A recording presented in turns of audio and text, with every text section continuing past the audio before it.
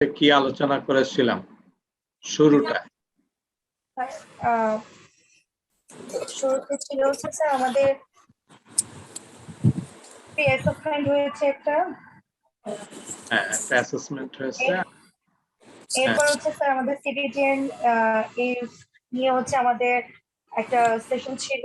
CBT একটা আলাদা, সিবিটিএন এ একটা আলাদা। সিবিটিএন এর হচ্ছে competency based training and assessment, আর সিবিটি হচ্ছে কম্পিটেন্সি বেসড ট্রেনিং। হ্যাঁ, তারপর হচ্ছে how to learn, how to learn. How to learn and how to learn এই বিষয়টা আসছে।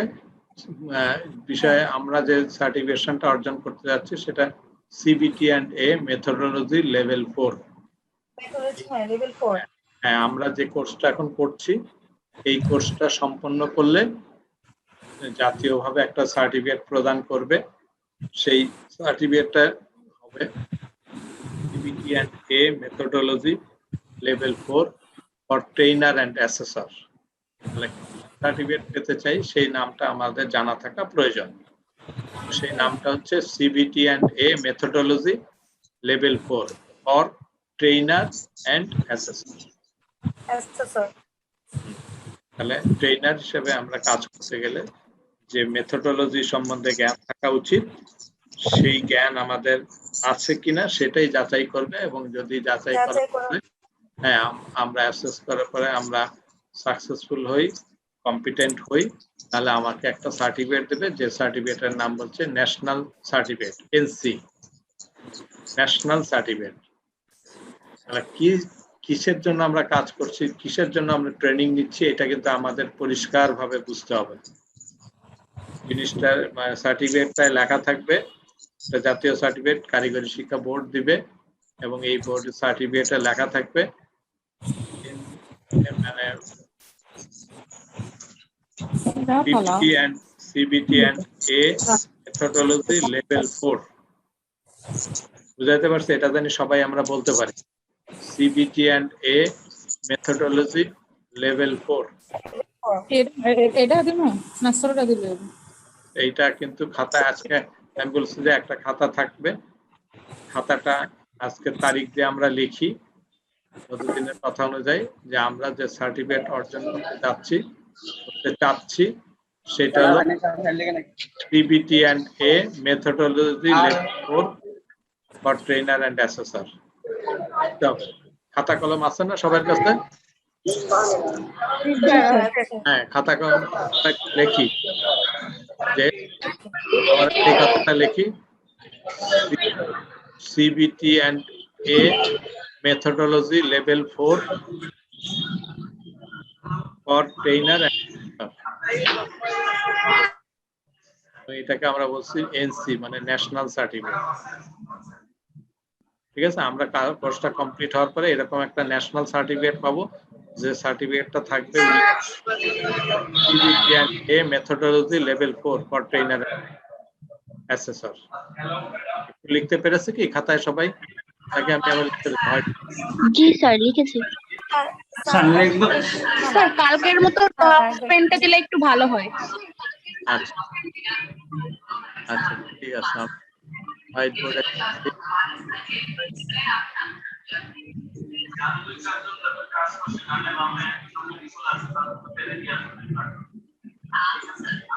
এনসি, তার মানে ন্যাশনাল সার্টিফিকেট হবে কিসের উপরে? সিবিটি। স্যার একটু কথা ছিল, মানে কারোর জানি স্যার নয়েজ হচ্ছে অনেক, যদি স্পিকার গুলো একটু অফ থাকে স্যার। আচ্ছা, একটু কষ্ট করে, হ্যাঁ মানে বন্ধ করেছে। Level 4 for trainer and assessor।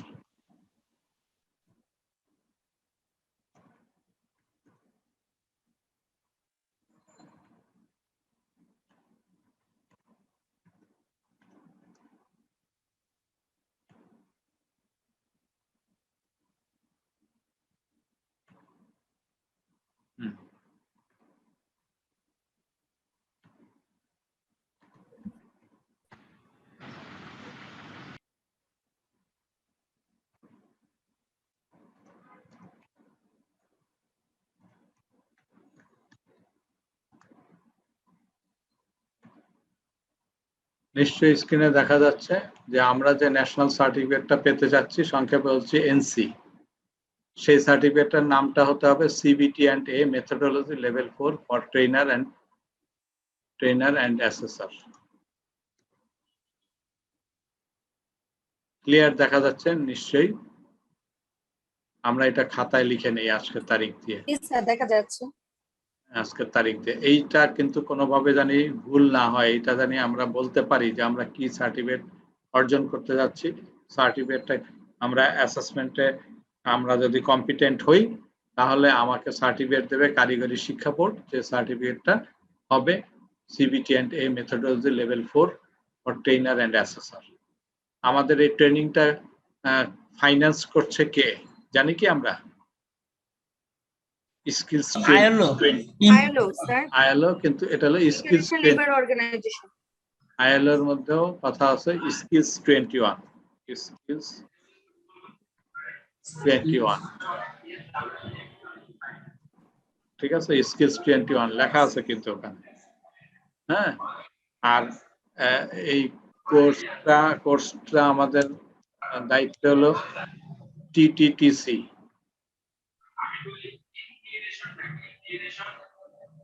টিটিটিসি।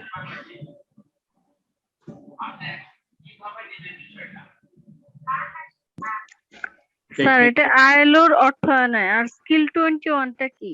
না, স্কিলস 21 এর অর্থায়ন। স্কিলস 21 আইএলওরই একটা প্রজেক্ট, স্কিলস 21। হ্যাঁ, এই জন্য বোঝা গেছে কি কথা? হ্যাঁ, আর দায়িত্বপ্রাপ্ত আছে টিটিসি। টিটিসি হলো এই কোর্সটা কন্ডাক্ট করছে। স্যার 21 দ্বারা কি কোনো কিছু সাইন বুঝে স্যার? 21 দ্বারা স্যার ওই প্রজেক্টটার নাম স্কিলস 21। এই যে 2021 বলে না, আমাদের 21 সাল জি স্যার। এই জন্য এটা স্কিলস 21 নাম দিয়েছে প্রজেক্টে। Okay sir, thank you sir. Okay, জি স্যার। তো আমরা এটুকু জানলাম। আমরা আজকে যেটা নিয়ে কাজ করব, যেটা নিয়ে বলছি কাজ করব, সেটাকে বলছি সংক্ষেপে সিএস। সিএস বলতে কি বোঝাচ্ছে? Competency standard sir. Oh fine, চমৎকার বলছে, কম্পিটেন্সি স্ট্যান্ডার্ড। ঠিক আছে নাকি? আচ্ছা, তাহলে এই কম্পিটেন্সি স্ট্যান্ডার্ড সংক্ষেপ মানে মূলত কম্পিটেন্সি স্ট্যান্ডার্ড বললে বোঝায় হচ্ছে ইন্ডাস্ট্রি কম্পিটেন্সি স্ট্যান্ডার্ড। ঠিক আছে কথাটা? ইন্ডাস্ট্রি কম্পিটেন্সি স্ট্যান্ডার্ডের সংক্ষেপে বলছি কম্পিটেন্সি স্ট্যান্ডার্ড, আরো যদি সংক্ষেপে বলি স্ট্যান্ডার্ড। ঠিক আছে, তাহলে যে কোনো কাজের একটা স্ট্যান্ডার্ড থাকা উচিত, ঠিক কি না? জি স্যার। যে কোনো কাজের একটা স্ট্যান্ডার্ড থাকা উচিত।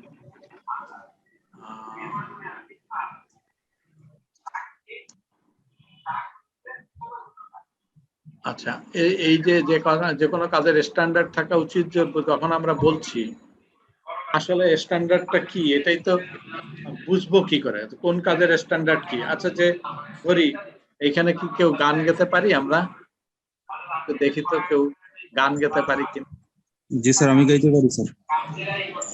কি নাম? কি নাম? স্যার মোহাম্মদ আলামিন স্যার। আলামিন, অসংখ্য ধন্যবাদ, খুব সুন্দর, খুব ভালো একটা বিষয়। আলামিন কোন ধরনের গান গাই? গান গাও কি গেতে মানে গান গাইতে পারি, সেটা আধুনিক অথবা ব্যান্ডেড।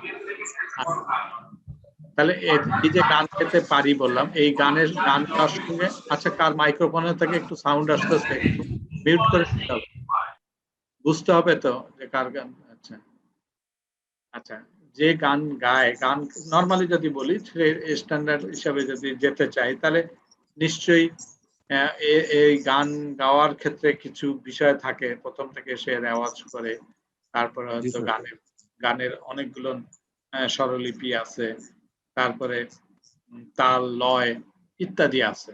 এখন গান গেতে পারি, এই যে তাল লয় ছন্দ সবকিছু মিলায় উচ্চারণ সুন্দর হতে হবে, এই যখন সুন্দর বিষয়টা আসে তখন সেটা একটা স্ট্যান্ডার্ড জায়গায় যায়। একটা কম্পিটিশন হয়, একটা কম্পিটিশন হলো সেই কম্পিটিশনে কি করে বিচারক থাকে, বিচারকরা কি করবে, বিচার করবে, সেই বিচারক কিন্তু ওই কোন একটা স্ট্যান্ডার্ডকে মেনটেন করে কিন্তু তার বিচার করবে, ঠিক আছে জি না? স্যার। সিমিলারলি আমাদের এখানে যারা এই যে এখন যে আমরা কোর্স করছি সেই কোর্সটাকেও যদি কেউ অ্যাসেসমেন্ট করতে যায় তাহলে সেখানেও কিন্তু তাকে একটা স্ট্যান্ডার্ড ফলো করতে হবে, যে স্ট্যান্ডার্ড অনুযায়ী তাকে বলতে পারবো যে সে কম্পিটেন্ট আর কম্পিটেন্ট না।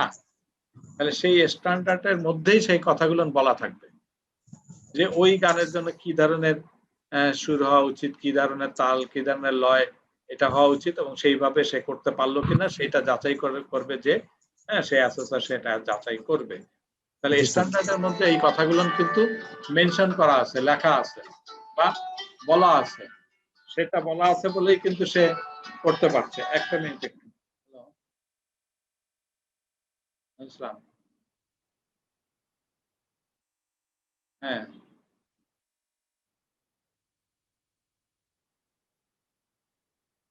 ও আচ্ছা আচ্ছা ঠিক আছে স্যার, আমি অবশ্যই হ্যাঁ দেখে মেইল আমি চেক করে দেবো না, আমি একটু আবার ক্লাস নিচ্ছি আর কি অনলাইনে। আচ্ছা থ্যাংক ইউ, থ্যাংক ইউ। তো যাই হোক, সেই স্ট্যান্ডার্ডের মধ্যে তার বর্ণনা থাকলে সেই অনুযায়ী যাচাই করার সুবিধা হয়। তো ইন্ডাস্ট্রিতে যে কাজটা করেছে যে যতটা আমাদের দেশে যতটা সেক্টর আছে এবং তার আন্ডারে যতটা অকুপেশন আছে সেই অকুপেশনের আন্ডারে স্ট্যান্ডার্ড তৈরি করেছে। কারণ বলা হচ্ছে যে ওই স্ট্যান্ডার্ড অনুযায়ী সবকিছু যাচাই করা হবে, আমার ওই স্ট্যান্ডার্ড অনুযায়ী কি করব, ওই স্ট্যান্ডার্ড অনুযায়ী পড়াশোনা করাতে হবে, ওই স্ট্যান্ডার্ড অনুযায়ী পরীক্ষা নিতে হবে, ওই স্ট্যান্ডার্ড অনুযায়ী ইন্ডাস্ট্রিতে চাকরির বিষয়টাকে এনশিওর করবে। তাহলে যে পোস্টে আমরা চাকরি করি না কেন, সেই পোস্টে আমাদের দেশের ইন্ডাস্ট্রিতে যে পোস্টে চাকরি করি না কেন সেই পোস্টের জন্য একটা স্ট্যান্ডার্ড নির্ধারণ করে দিয়েছে ইন্ডাস্ট্রিতে।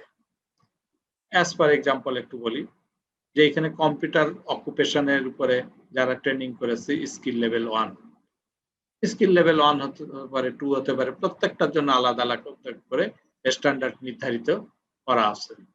তাহলে স্কিল লেভেল 1 যারা কম্পিউটার অপারেশনের উপর করেছে সেইখানে কিন্তু ইন্ডাস্ট্রিতে তারা আগে এই স্ট্যান্ডার্ড সেট করছে এবং সেই স্ট্যান্ডার্ডের বলে দিয়েছে যে তার ওইটার টাইটেলটা কি হবে, তার কোড নাম্বার কি হবে, তার ডেসক্রিপশন বর্ণনা থাকবে, কি কি শিখবে, এখানে কত ঘন্টা ধরে সেই এই ট্রেনিং মানে এই কাজটা শিখবে, হ্যাঁ নমিনাল আওয়ার, ওর মধ্যে কোন কোন বিষয়গুলো থাকবে এলিমেন্টস আকারে, ওর পারফরমেন্স কি হবে ওই অনুযায়ী তার পারফরমেন্স ওখানে লেখা আছে, তার রেঞ্জ অফ ভেরিয়েবল লেখা আছে, বলা আছে যে ওখানে যারা এই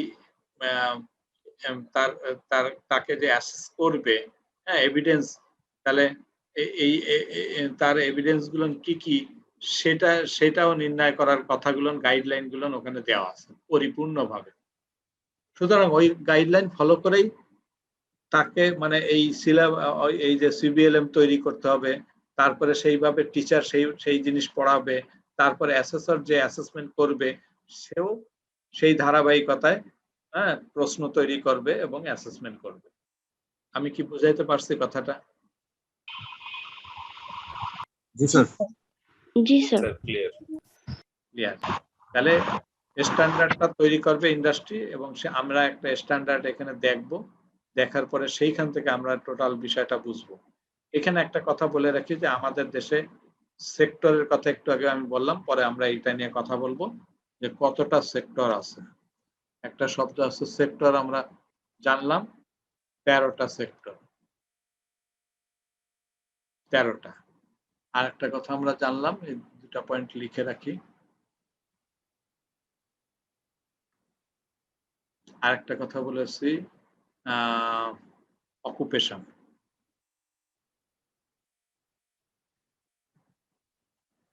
তাহলে সেক্টর জিনিসটা কি, অকুপেশন জিনিসটা কি, এগুলো না আমার জানতে হবে। হ্যাঁ কম্পিউটেশন, তাহলে তিনটা বিষয়, একটা হলো কম্পিউটার এর ক্ষেত্রে বলছে সিএস বিষয়টা কি এটা আমরা জানবো, সেক্টর কয়টা আছে, অকুপেশন কয়টা আছে, হ্যাঁ তাহলে এগুলো আমরা আস্তে আস্তে জানবো। ঠিক আছে, তাহলে মোটা দাগে বলছি যে সেক্টর আছে 13টা, প্রতিটা সেক্টরে অনেকগুলো করে অকুপেশন আছে। যেমন আইটি সেক্টর, আইটি বলে একটা সেক্টর, আইটি সেক্টরের আন্ডারে আমাদের কম্পিউটার অপারেশন এটা একটা অকুপেশন। তারপরে আমাদের গ্রাফিক ডিজাইন এটা একটা অকুপেশন। তারপরে যদি বলি আমাদের কম্পিউটার ব্যাপার তো ওয়েব পেজ ডেভেলপমেন্ট এটা একটা অকুপেশন। তাহলে আমরা পরে দেখবো যে একটা সেক্টরে একটা সেক্টরের আন্ডারে কতগুলো অকুপেশন থাকতে পারে, আমরা পরে জানবো। তাহলে এটা তো বুঝাচ্ছি যে অকুপেশন বলতে আমরা বুঝাচ্ছি যে জব সেক্টরে যে কাজটা করবে সেটাকেই বলছি অকুপেশন। একজন আমরা কম্পিউটার অপারেটর, সে কম্পিউটার অপারেট করবে, সেই জন্য তার জবের ক্ষেত্রে তার অকুপেশনটা হচ্ছে computer operator. Web designer, web design করবে যে, ঠিক আছে। তেমনি ভাবে ওয়েল্ডার, হ্যাঁ, পাইপ ফিটার, এরকম বিষয় আছে, এবং তার মধ্যে আবার লেভেল 1 লেভেল 2 ইত্যাদি বিষয়গুলো আছে। তাহলে আমরা সিএস যে আজকে সিএস নিয়ে আলোচনা করব, 13টা সেক্টরের কথাও আসবে, পরে অকুপেশন কথাটাও আসবে। তাহলে প্রতিটা অকুপেশনের রেসপেক্টেই এই কম্পিটেন্সি স্ট্যান্ডার্ড তৈরি হয়েছে। যেহেতু কম্পিউটার স্ট্যান্ডার্ড বলছি, সেই জন্য বলছি যে প্রতিটা অকুপেশনের রেসপেক্টেই আমার একটা করে সিএস আছে। এটুক কথা কি আমরা বুঝতে পেরেছি? আমরা ছোট করে বলেছি, একটা বলেছি কম্পিউটার স্ট্যান্ডার্ড, আর একটা বলেছি 13টা সেক্টর আছে। আমরা নামগুলো জানবো পরে, কি কি 13টা সেক্টর। প্রত্যেকটা সেক্টরের আন্ডারে অনেকগুলো অকুপেশন আছে, এবং মূলত ওই অকুপেশনের রেসপেক্টে সিএস গুলো তৈরি হয়। তাহলে সিএস গুলো তৈরি হচ্ছে কার রেসপেক্টে?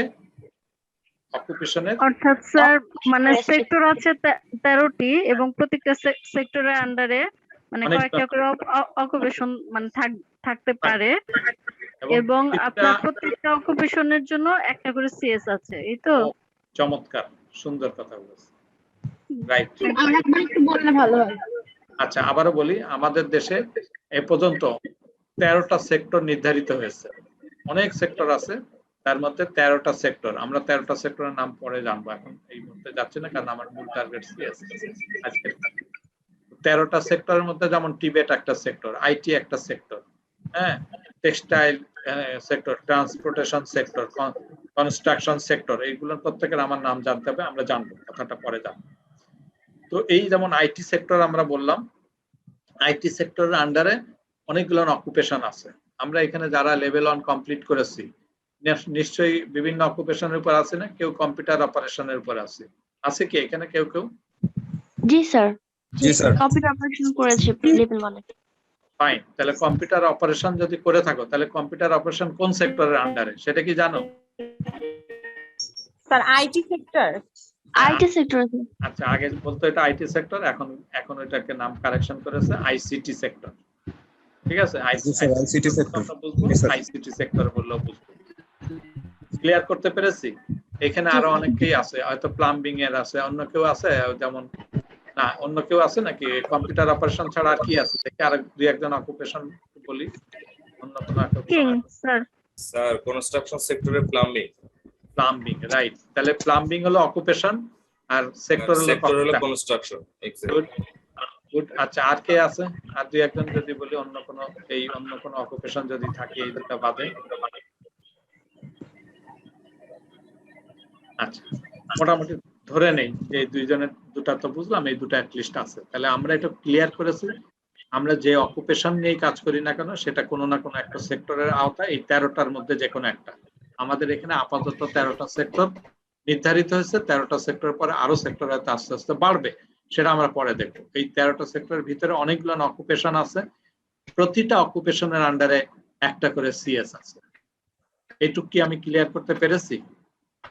জি স্যার, ক্লিয়ার স্যার। জি স্যার। ওকে, নোট ডাউন করে নিতে হবে। ওকে, আমি এখান থেকে বের হয়ে যাচ্ছি। বের হয়ে যে আমি একটা সিএস ওপেন করব।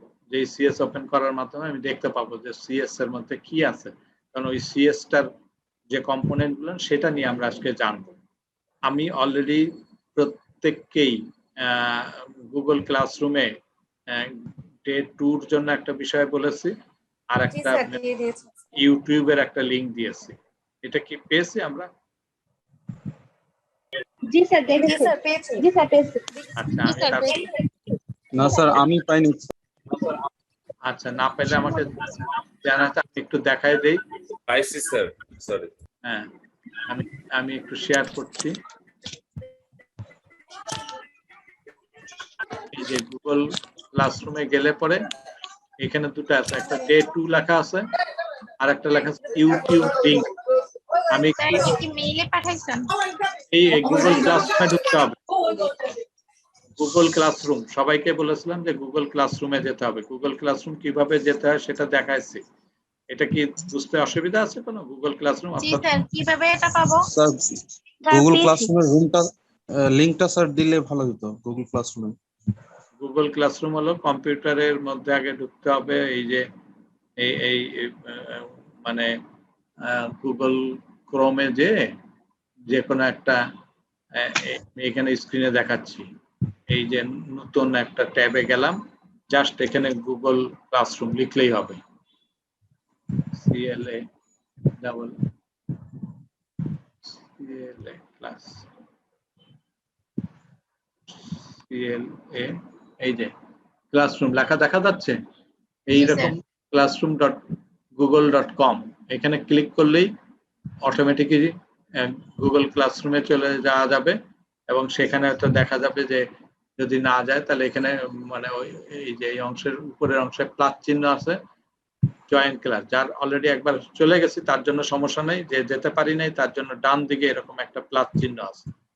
এই প্লাস চিহ্নের উপরে যদি আমরা ক্লিক করি, প্লাস চিহ্নের উপরে ক্লিক করলে এই যে জয়েন ক্লাস, এই জয়েন ক্লাসের উপরে ক্লিক করলে একটা কোড চাইবে। সেই কোডটা আমি এই যে দেখাই দিচ্ছি, আগেও দেখাচ্ছি। এই যে কোড এখানে দেখানো আছে, স্ক্রিনে দেখা যাচ্ছে কোডটা।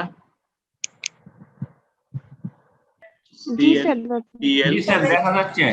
হ্যাঁ এই কোডটা ওখানে দিতে হবে, কপি করে অথবা ইয়ে করে। আমি যদি এখানে দিতেও চাই আমি এখানে ইয়ে করে দিতে পারি, দ্যাট ইজ যদি দিতে চাই না, দিতে চাইলে এখানে দেখি, এখানে হলো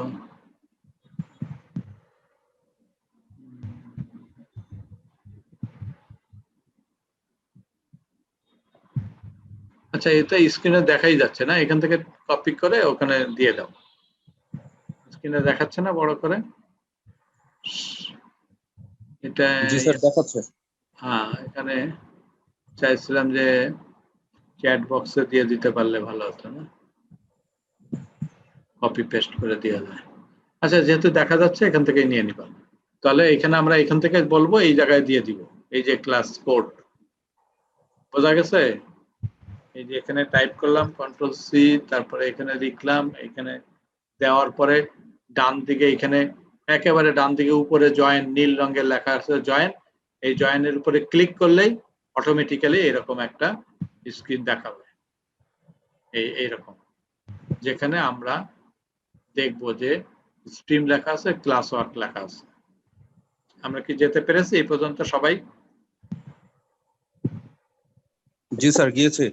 আচ্ছা গেলে পরে তখন এই যে ইউটিউবে দেখলে ইউটিউবটা দিচ্ছি আমরা, প্রতিদিন যা ক্লাস হবে সেটার আমি আবার ইয়া করে দেব, চেষ্টা করব যে ভিডিও দিয়ে দেব। সেই ভিডিওটা কেউ যদি দেখতে চায়, কোনো কারণে কোনো জায়গায় আরেকবার একটু দেখার জন্য যদি দেখতে চায়, তাহলে এই ইউটিউবে ক্লিক করলেই তাহলে এখান থেকে আমার ওই ভিডিওটা মানে স্টাডি করার জন্য ব্যবহার করা যেতে পারে। তাহলে প্রতিদিনের লিংক আমি এখানে দিয়ে দেবো। আচ্ছা ধন্যবাদ এটা স্যার। খুব ভালো যেমন এখানে দেওয়া আছে ডে 1, অসংখ্য ডে 1, ধন্যবাদ। ডে 2, ডে 3 ইত্যাদি দেওয়া যাবে। আমি আর এখানে ক্লিক করলাম না, আমি এবার ফিরে যাই যে ডে 2 তে। যে ডে 2 তে যে লার্নিং ম্যাটেরিয়ালস যেখানে আছে সেখানে যে লার্নিং ম্যাটেরিয়ালস আমরা দিয়েছি, এখানে আমরা কয়েকটা সিএস, যেমন কম্পিউটার অপারেশনের একটা সিএস, তারপরে ইলেকট্রিক্যাল ইনস্টলেশনের সিএস দিয়েছে, আইটি সাপোর্টের উপর একটা সিএস দেওয়া আছে, প্লাম্বিং এর উপরে একটা সিএস দেওয়া আছে। যে কোনো একটা সিএস আমরা এখান থেকে নিয়ে দেখতে পারি। আরেকটা কাজ করতে পারি, যদি এই আমার এখানে যদি সিএস এখানে না থেকে থাকে তাহলে সিএস আমরা কিন্তু বিটিবির ওয়েবসাইট থেকে ডাউনলোড করে নিতে পারি, যে কোনো মানে সিএস যদি নিতে চাই সেটাও আমি দেখাই দেই যদি কারো এটার বাইরে লাগে। হ্যাঁ, যেমন আমি কিভাবে বোর্ডের ওয়েবসাইট থেকে আমরা সিএস ডাউনলোড করব। আমি নতুন একটা লিংকে ঢুকলাম, সেইখানে যে আমার বিটিবির ওয়েবসাইটের জানি btb.gov.bd, হ্যাঁ লিখে রাখতে পারি যে www.bteb.gov.bd। এখানে যদি আমি ক্লিক করি তাহলে বিটিবির ওয়েবসাইটটা আমরা ঢুকে যাব। বিটিবির ওয়েবসাইটে যে স্ক্রিনে দেখা যাচ্ছে একদম ডান দিকে লেখা আছে NTVQF ওয়েবসাইট, এটা একটু লিখে নেই NTVQF ওয়েবসাইট। আমরা যে সংক্রান্ত কাজ করব সিবিটি সংক্রান্ত সেটা আমরা NTVQF ওয়েবসাইটের উপরে ক্লিক করলেই পেয়ে যাব। আর একবারেও যার টেকনিক আছে আমার দরকার নেই, আলাদা আলাদা যায়। এই যে কম্পিটেন্সি স্ট্যান্ডার্ড লেখা আছে দেখা যাচ্ছে সিএস, তাহলে প্রতিটা অকুপেশনের উপর কম্পিটেন্সি স্ট্যান্ডার্ড অলরেডি তৈরি করা আছে, বিটিবি তে আছে, এনএসডিএ তে আছে। এই কম্পিটেন্সি স্ট্যান্ডার্ডের উপরে যদি আমি ক্লিক করি তাহলে আমাকে দেখাবে সমস্ত একসঙ্গে দেখাচ্ছে। তাহলে এর মধ্যে এই যে এই জায়গায় প্রথমে আমাকে সিলেক্ট করতে হবে সেক্টর, কোন সেক্টরে আমি সিএস পেতে চাই। সে এই যে এখানে সবগুলো সেক্টর লেখা আছে, agro, food, construction, information communication ওই যে আইসিটি, তারপরে leather goods, light engineering, readymade garments, transport equipment, tourism and hospitality, furniture, informal, হ্যাঁ, তারপরে সিরামিক, ফার্মাসিউটিক্যাল। হ্যাঁ, এই হলো এই কয়টা 1 2 3 4 5 6 7 8 9 10 11 12, এখানে 12টা রয়েছে। 13 নাম্বার হলো টিবেট সেক্টর, আমরা যেটা বলছি সেটা হলো টিবেট সেক্টর 13 নাম্বার। তাহলে এখানে 12টা সেক্টরের কথা বলা আছে আর অতিরিক্ত এটা টিবেট সেক্টর। ইনফরমাল বলতে বোঝাচ্ছে এখানে যে কয়টা আছে এর বাইরে যেগুলো ম্যাচ করে না, এর মধ্যে যায় না, এর বাইরে অকুপেশন হলো ইনফরমাল। যেমন আমাদের ব্রেড মেকার, এই ধরনের কুকিং এরটা তো আছে ট্যুরিজমের মধ্যে, কিন্তু ওই যে হোমমেড কিছু আইটেম আছে যেগুলো তৈরি করা, মানে কুকিং তো ট্যুরিজম এন্ড হসপিটালিটির আন্ডারে আছে। হ্যাঁ, এটা কি সার্টিফিকেট 1 নাই 2 দেখাচ্ছে যে? হ্যাঁ, ওটার অন নাই, ওটা ডাইরেক্ট 2 অন নাই। কিছু কিছু আছে সেটা ডাইরেক্ট 2, ওয়েব পেজ ডেভেলপমেন্টের জন্য 2 থেকে শুরু হয়েছে। ইনফরমাল যেটা হলো কিছু বাড়িতে বসে যে হ্যান্ড মেকিং যে আইটেম গুলো তৈরি করে সেগুলো আমরা ইনফরমালের মধ্যে পাবো। ঠিক আছে, আমরা যদি ধরি লাইট ইঞ্জিনিয়ারিং এর মধ্যে কি আছে, আমরা প্রত্যেকটা এই 12টা সেক্টর আমরা আস্তে আস্তে মুখস্থ করে ফেলবো এখান থেকে ধরে নামগুলো লিখে লিখে। আমি যদি ইনফরমেশন কমিউনিকেশন টেকনোলজির মধ্যে ক্লিক যদি করি, এটার আন্ডারে যেগুলো সেটা আমরা পাবো। তারপরে আমরা অকুপেশন সেক্টরটা সিলেক্ট করলাম, আমরা অকুপেশন এর মধ্যে দেখি যে এর মধ্যে কতগুলো অকুপেশন আছে। প্রত্যেকটা সেক্টর আন্ডারে অকুপেশন গুলো কিন্তু এখান থেকে দেখে নিতে পারবো। IT support technician, graphic design, web design, computer operation, CAD operation, customer care, graphic design, computer operation, digital marketing, web development, হ্যাঁ, সার্চ ইঞ্জিন অপটিমাইজেশন, হ্যাঁ, ফ্রিল্যান্সিং, এগুলো হলো সব সেক্টরের নাম। আমরা একটা সেক্টর ঠিক করলাম, যে কোনো একটা, যে হচ্ছে কম্পিউটার অপারেশন ইত্যাদি দিলাম। এরপরে আমরা লেভেলের মধ্যে এখানে লেভেল 4 পর্যন্ত আছে, ঠিক আছে, আমরা দিলাম, দিয়ে ডান দিকে সার্চ। তাহলে কিন্তু লেভেল 4 এখানে নাই, এটা চলে গেল কোথায় জানি। যাই হোক, এটা কম্পিউটার অপারেশন, খালি কম্পিউটার অপারেশন দিলাম। হ্যাঁ, এই যে পাওয়া গেছে কম্পিউটার অপারেশনের ক্ষেত্রে আমরা এইখানে দেখতে পাচ্ছি লেভেল 1 থেকে, হ্যাঁ, লেভেল 2 এই কথা লেখা আছে। এই ডাউনলোডের উপর ক্লিক করলেই এখন যার যার কম্পিউটারে এটা ডাউনলোড হয়ে যাবে। তাহলে আমি যে লেভেলের অথবা যে অকুপেশনের সিএস পেতে চাই, কম্পিটেন্সি স্ট্যান্ডার্ড পেতে চাই, এই কম্পিটেন্সি স্ট্যান্ডার্ড রিমেম্বার ইট, আবারও বলি, বোর্ডে পাচ্ছি, তার মানে কিন্তু বোর্ড তৈরি করে নাই, এটা ইন্ডাস্ট্রি তৈরি করেছে, ঠিক আছে। তাদের কাছে তাদের দ্বারা তৈরিকৃত সিএসটা এখানে যুক্ত আছে। তার কারণ হলো এই সিএস এর রেসপেক্টে সমস্ত কাজগুলো হবে। এই জন্য সিএসটা যাতে সচরাচর পাওয়া যায়, 2-3 জায়গায় পাওয়া যায়। এখানে আছে স্যার কারো এখানে মাইক নয়েজ করতেছে স্যার। একটু কাইন্ডলি নয়েজ কার হচ্ছে একটু বুঝতে হবে, সে চেষ্টা করতে হবে যাতে আমি ইউজ না করি। আচ্ছা, তাহলে এখান থেকে ডাউনলোড করব। এখন কি বুঝেছি যে কোন আমরা অনেকগুলো ওয়েবসাইট দিয়ে ডাউনলোড করতে পারি। একটা দেখেছি বিটিবি, তারপরে এনএসডি আছে এবং আইএসসি বলে, আইএসসি পরে জানবো, ইন্ডাস্ট্রি স্কিল কাউন্সিল যেটাকে বলে, সেই আইএসসি তেও সেই তাদের ওয়েবসাইটও এই সিএস গুলো আছে। আবারও বলছি, সিএস তৈরি করবে কিন্তু industry, not BTB, not NSD, কিন্তু তাদের এখানে জমা থাকে, তাদের সাহায্য নিয়ে কাজ করতে পারে। বাট এই তাদের ওয়েবসাইটও পাওয়া যায়, কারণ এই সিএস এর রেসপেক্টে সমস্ত কাজগুলো হয়ে থাকে। এনিওয়ে, তাহলে আমরা এখান থেকে ডাউনলোড করে নিতে পারি, অথবা আমি যেখানে দিয়েছি সেখান থেকেও আমরা সরাসরি আমরা এখান থেকেও নিতে পারবো। আমার এখানে দেওয়া আছে। আমরা এই একটা সিএস যেটা আমরা এখানে দেখেছি, আমরা এটা একটা ওপেন করি, ওপেন করে দেখি যে এই সিএস গুলোর মধ্যে কি কি আছে। কম্পিউটারের অপারেশন লেভেল 1-2, তাহলে দুইটা লেভেলের জন্য এই একটা সিএস, একটা সিএস এর মধ্যে দুটা লেভেলই বলা আছে। আমরা খেয়াল করে দেখি লেভেল 1-2 এই যে একসঙ্গে দেওয়া আছে। এখানে বলছে জেনেরিক, কম্পালসারি। জেনেরিক বলতে কম্পালসারি বলছে। জেনেরিক যেটা, সেটা হলো কমন, সেটা সবার জন্য, অর্থাৎ এই কম্পিউটার অকুপেশনের মধ্যে সবাইকে এই দুটো ইউনিট তাকে স্টাডি করতেই হবে। একটা হলো apply OSH practice in the workplace, আর একটা হলো use English in the workplace. Generic. তারপরে সেক্টর স্পেসিফিক এর মধ্যে আছে তিনটা, operate a computer and allied devices, তারপরে টাইপ টেক্সট অ্যান্ড ডকুমেন্ট ইত্যাদি, এটা আর একটা ইউজ ইন্টারনেট। এই তিনটা, 3 আর 2 5টা ইউনিট। তারপরে কি operate word processing application, operate spreadsheet application, operate presentation package, create database and, এই ক্রিয়েট ডাটাবেস অ্যান্ড কাস্টমাইজ এটা কিন্তু 2 নাম্বার লেভেল, লেভেল 2। তাহলে লেভেল 1 এর মধ্যে আছে এই তিনটা, তার উপরে এই তিনটাও আছে লেভেল 1, আর এইখানে জেনেরিকের মধ্যে এই প্রথম যেটা ওয়াশ প্র্যাকটিস। তাহলে এই 1, 3 আর 1 4, 4 আর 3 7। তাহলে লেভেল 1 কম্পিউটার অপারেশন লেভেল 1 এর জন্য কয়টা ইউনিট? 7টা ইউনিট। তাহলে এই সিএস এর মধ্যে এই 7টা ইউনিটের বর্ণনা আমরা পাবো। এর মধ্যে লেভেল 2 এর মধ্যে যেটা, সেটা এই একটা, জেনেরিকে একটা, সেক্টর তার লাগছে না। আবার এইখানে আছে 1 2 3 4 5, 5 আর 1 6টা। তাহলে লেভেল 2 করতে গেলে 6টা, কিন্তু মজার ব্যাপার হলো লেভেল 2 করতে 6টা বলছি, কিন্তু ব্যাপার হচ্ছে লেভেল 1 কমপ্লিট না করে লেভেল 2 করা যাবে না। তার মানে লেভেল 1 এর সবকিছু সে করে আসছে, দেন সে আরো অতিরিক্ত এই 6টা করলে পরে সে লেভেল 2 সার্টিফিকেট পাবে। ক্লিয়ার?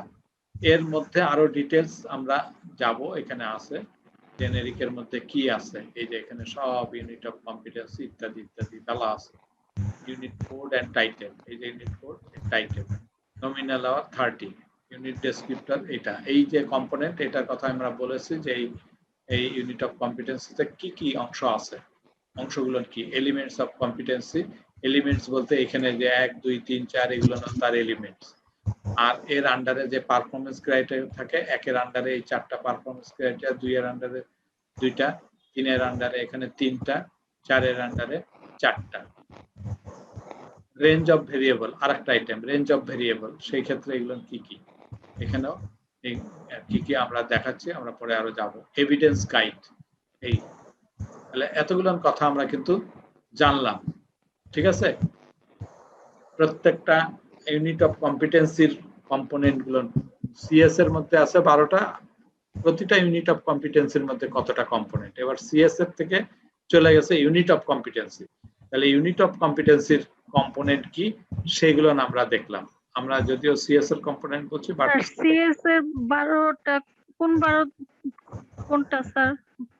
সিএস এর তো কম্পোনেন্ট কয়টা, 12টা না 14টা?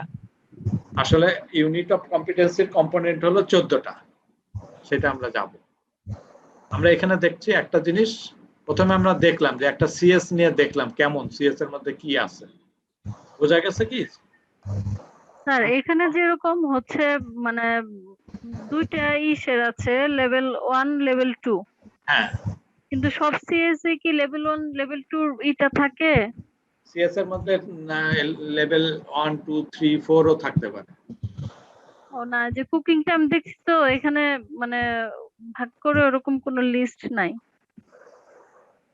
কুকিং এর উপরে কি আছে? একটা আছে ওখানে, কি শুধু লেভেল 2 দেয়া আছে? না মানে 1টা পেয়েছি আমি, সিএস তাহলে টা ডাউনলোড অসুবিধা নাই, অসুবিধা নাই, একটাও থাকতে পারে, একাধিকও থাকতে পারে, আমরা একটা দেখলেই হবে। আচ্ছা, আমি এবার একটু আবারও ব্যাক করি, আমি আবারও যাব সেই শেয়ার করে গুগল ক্লাসরুমে ঢুকবো আবার। আমি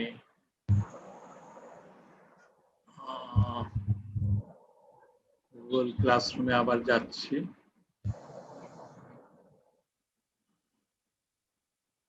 হ্যাঁ, আমি এবার একটু ফিরে যাই। ডে 1-এও আমরা লার্নিং ম্যাটেরিয়ালস দিয়েছিলাম। ডে 1-এ লার্নিং ম্যাটেরিয়ালসে আমরা যে সিএসটা দিয়েছিলাম, এবার ডে 1 থেকে আমি ওপেন করছি। হ্যাঁ, ডে 1-এর ওপেন করে আমি দেখাচ্ছি যে একটা সিএস এখানে দেখাচ্ছি। এই সিএসটা হলো আমরা এই যে সিবিটি অ্যান্ড এ মেথডোলজি, অর্থাৎ আমরা যে কোর্সটা করছি সেটার সিএস এ কি আছে, কি দেখা যায়? একটু বড় করতে হবে নাকি দেখা যায়? দেখা যায় স্যার। আর দেখা যায়। ওকে, তাহলে আমি এখন আসি যে ওইটা তো আমাদের ইন্ডিভিজুয়াল অকুপেশনের উপরে সিএস দেখছি। এবার আমরা যেটা নিয়ে পড়াশোনা করব, আমরা যেটা নিয়ে স্টাডি করব, সেটার সিএস নিয়ে আমাকে ভালো করে বুঝতে হবে, ঠিক কি না?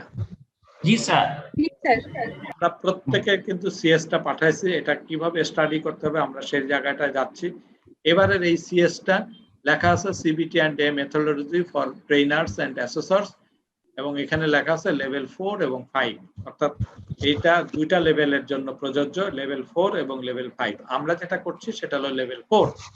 তাহলে লেভেল 4-এ কি কি আছে সেটা দেখি, কয়টা ইউনিট আছে। তাহলে লেভেল 4-এ আমরা গতদিন দেখাইছিলাম স্যার লেভেল 4 এ 12টা ইউনিট অফ কম্পিটেন্সি আছে। গুড গুড, এই যে লেভেল 4 এখানে দেখা যাচ্ছে 12টা।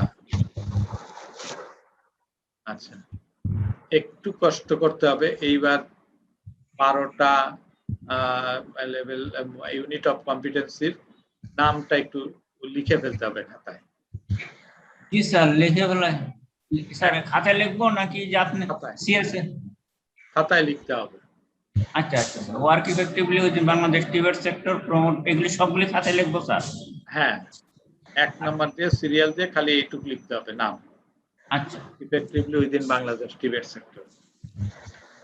আচ্ছা আচ্ছা, থাক, আপাতত লিখতে হবে না, আমি পরে লিখতে দিচ্ছি, এটা আমরা টাস্ক হিসেবে দিব ক্লাস শেষে। হ্যাঁ, এটা দেখে দেখে লেখা যাবে, সমস্যা নাই। এবং এখানে কয়েকটা কথা বলে রাখি যে এই লেখাটা আমরা পরে লিখব। এইখানে দেখি, এইখানে প্রথম 1 নম্বরে যেটা লেখা আছে ইউনিট কোড লেখা আছে, তারপরে ইউনিটের নাম ইফেক্টিভলি উইদিন বাংলাদেশ লেখা আছে, তারপরে এখানে লেভেল কি লেখা আছে 4, এনটিবিপিএফ লেভেল 4, আর তার এই পাশে কি লেখা আছে সেক্টর, এটা unit type, Tibet sector specific unit type. হ্যাঁ, এটা হলো টিবেট সেক্টর স্পেসিফিক, ঠিক আছে। তাহলে এই 12টার মধ্যে কয়টায় লেখা আছে সেক্টর স্পেসিফিক? গুনে ফেলি, কয়টা? 7টা স্যার। সবাই 7টা। না, কেউ বলছে 7টা, কেউ বলছে 6টা, কোনটা ঠিক? 7টা। আচ্ছা, 6টা যে বলছো সে কি ক্লিয়ার করে নিয়েছো যে 7টা কিনা? স্যার 7টা নিচে একটা আছে sir, 11 number. Sir 11 number 11 number, right. জি স্যার 11 নাম্বারটা ধরে রাখি। সবাই বোঝার জন্য বলে দিই 1 2 3 4 5 6, প্রথম 6টা আছে, তারপরে হলো 11 নাম্বার, 11 নাম্বার মিলে 60টা, তাহলে সেক্টর স্পেসিফিক 60টা। আর অকুপেশন আছে কয়টা? ওকে 7টা থেকে 12টা 5টা। তাহলে ওকে ফাইন, তাহলে 7টার থেকে 12টার থেকে যদি 7টা বাদ দেই তাহলে 5টা হলো অকুপেশন। এবার একটু ক্লিয়ার করি, এই যে 12টার কথা বললাম এটা কিন্তু একটা কোর্স, যেমন আমরা বললাম যে আমি কেউ যদি এখন সায়েন্সে পড়াশোনা করতে যায়, সে এসএসসির কথা যদি বলি। স্যার এটা আরেকটু রিপিট করবেন যে 12টার মধ্যে 5টা ইউনিট অফ কম্পিটেন্সি হচ্ছে অকুপেশন আর 7টা হচ্ছে টিবেট সেক্টরের। হ্যাঁ ঠিক আছে স্যার। Tibet sector. আচ্ছা, আমরা বলছি যে কোনো সাবজেক্ট আমরা পড়াশোনা যদি করি, যেমন সে আমরা ক্লাস 10 এর কথা বলি, যে ক্লাস 10 এসএসসি, এখন এসএসসি একটা কোর্স, এসএসসি কোর্সে যদি সম্পন্ন করতে হয় আমরা তাহলে কতগুলো সাবজেক্ট পড়বো বা পরীক্ষা দিব? আমরা এসএসসি তে কয়টা পরীক্ষা দিয়ে থাকি নরমালি যদি বলি? একজনে বললে হবে। এসএসসি কি সাবজেক্টের উপরে পরীক্ষা দিয়ে পাশ করলে আমাকে এসএসসি পাস বলা হচ্ছে? নরমালি কয়টা? সায়েন্সের জন্য যদি বলি, সায়েন্সের জন্য বিজ্ঞান, তারপরে গণিত, আমি বলি physics, chemistry, mathematics, biology. Mathematics, biology, তার সঙ্গে কি হচ্ছে? বাংলা, ইংলিশ আর ধর্ম। ধরলাম এই 7টা। স্যার ইন টোটাল 12টা সাবজেক্ট থাকে। মানে পার্ট এ পার্ট বি ধরে 12টা। জি স্যার। সেটা হলো মানে পার্ট এ পার্ট বি ধরে করা হচ্ছে। নাহলে এমনি নরমালি যদি বলি সেইখানে কিন্তু এই 7টাই মেইন, আর যদি হায়ার ম্যাথ বলে কেউ এই 8টা। ঠিক আছে কি? আর্টস এর ক্ষেত্রে কি? আর্টস এর ক্ষেত্রে কি করি? আর্টস এর যদি কেউ থাকি তাহলে সেও জানি যে বাংলা, ইংরেজি, তার সঙ্গে হয়তো ওই আর্টস এর যে সাবজেক্ট গুলো সেগুলো। কমার্সের ক্ষেত্রেও বাংলা, ইংরেজি, তার সঙ্গে এগুলো। তার মানে দেখা যাচ্ছে এসএসসির ক্ষেত্রে বাংলা, ইংরেজি কি সবাইকেই পড়তে হচ্ছে নাকি? হ্যাঁ, ইভেন বাংলা, ইংরেজি, ম্যাথ হতে পারে, জেনারেল ম্যাথ, তাই না? বাংলা, ইংরেজি, ম্যাথ সবাইকেই করতে হবে। আমি এই জায়গাটায় বলি যে এই যে সবাইকে সব কয়টা যেটা সবাইকে যেটা সবগুলো পড়তে হচ্ছে সেইগুলো হলো জেনেরিক বা জেনারেল বা জেনেরিক। ঠিক আছে, কমন পড়তেই হবে।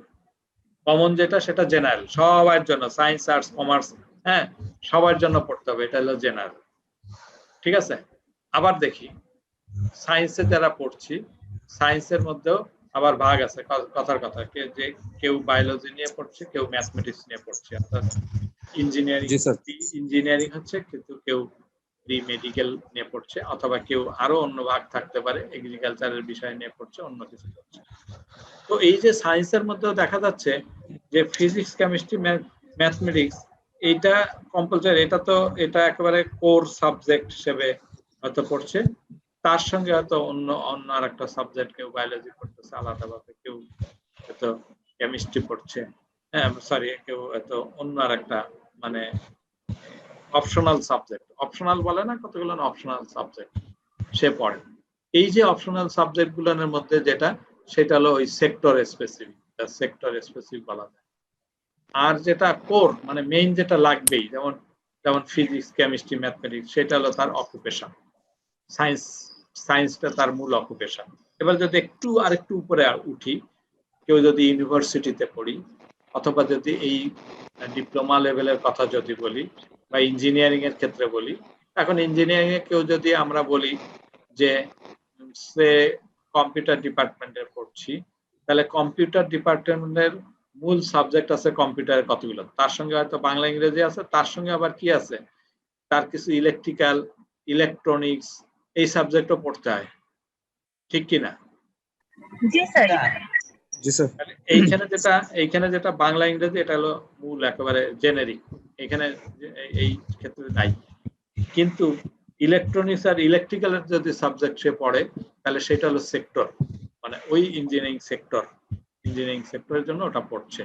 আর অকুপেশনাল জন্য যদি বলি তাহলে ওই কম্পিউটারের যে মূল সাবজেক্ট, হ্যাঁ, কম্পিউটার প্রোগ্রামিং, হ্যাঁ, ডাটাবেস ম্যানেজমেন্ট অথবা আমাদের সিস্টেম অ্যানালাইসিস এই ধরনের কোনো কাজ বা ওয়েব পেজ, তাহলে ওইগুলো নাহলে কোর সাবজেক্ট ওই ডিপার্টমেন্টের কোর সাবজেক্টকে বলছি অকুপেশনাল।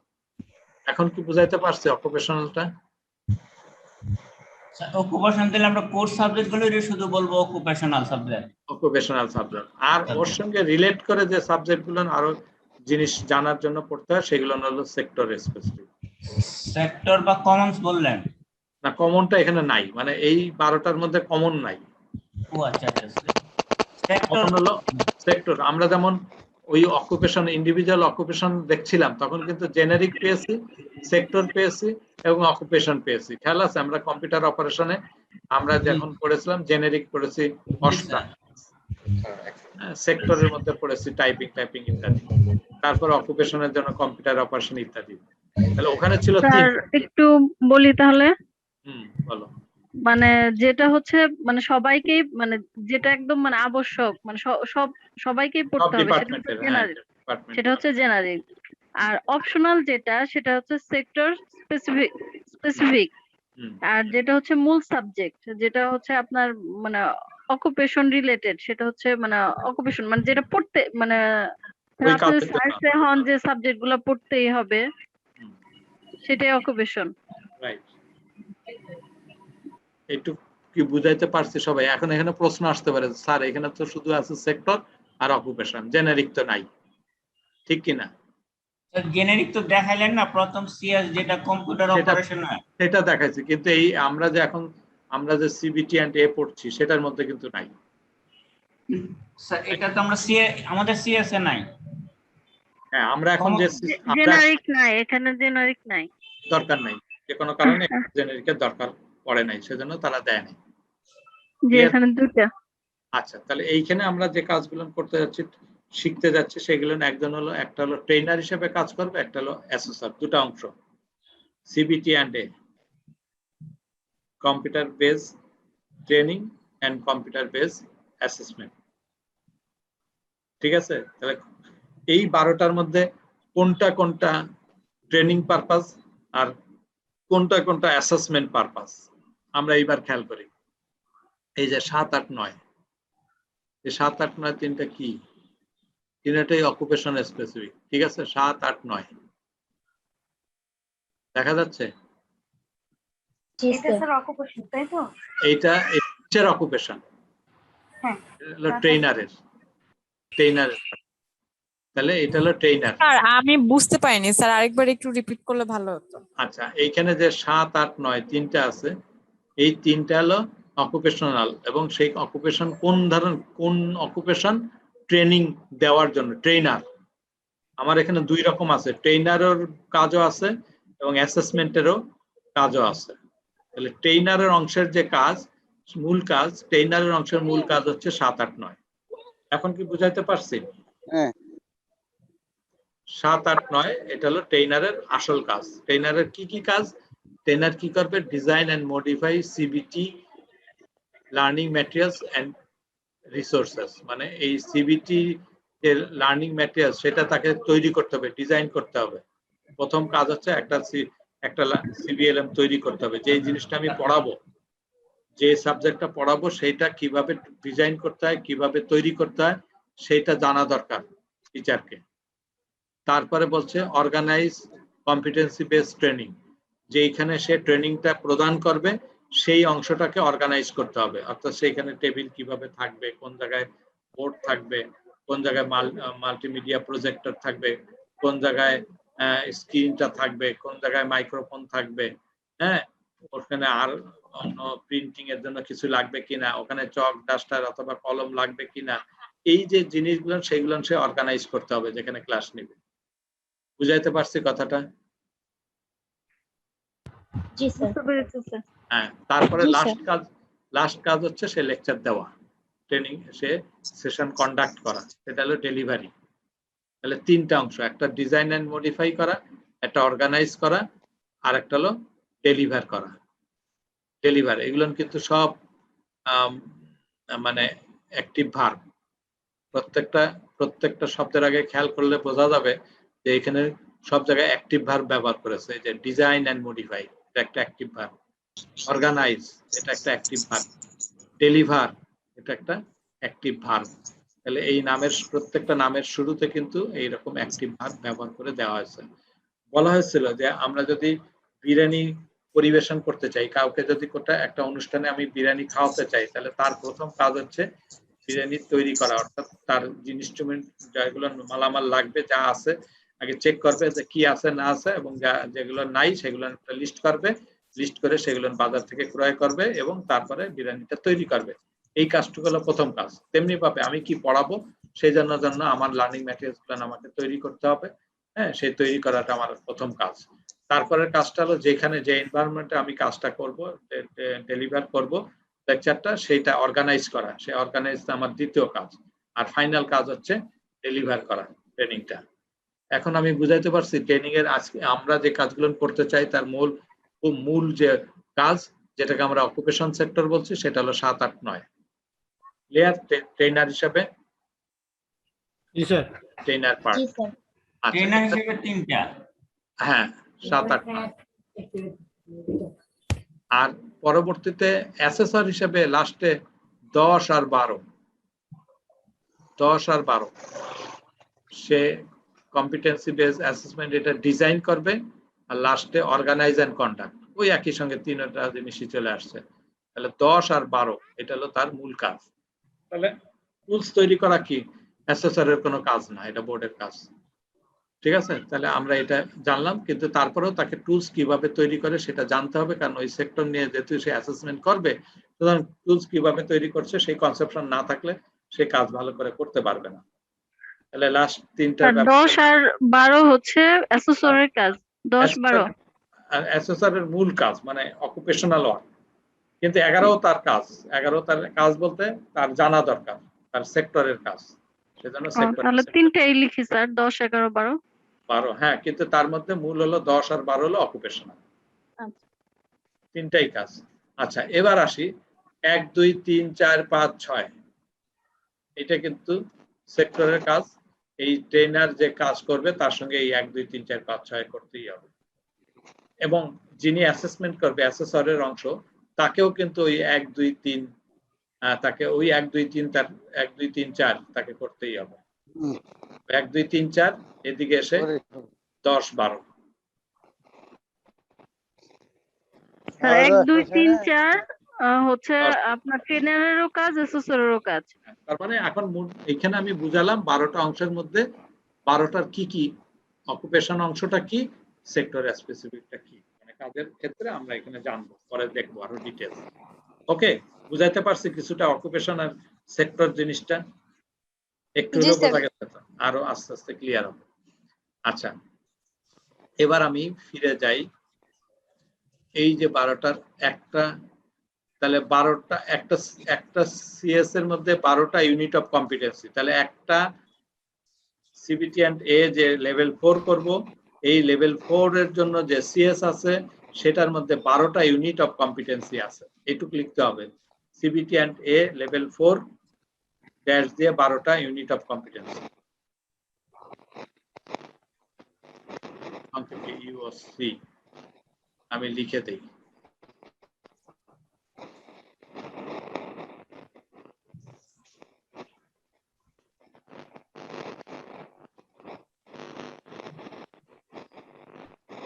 জি স্যার, লিখেছে।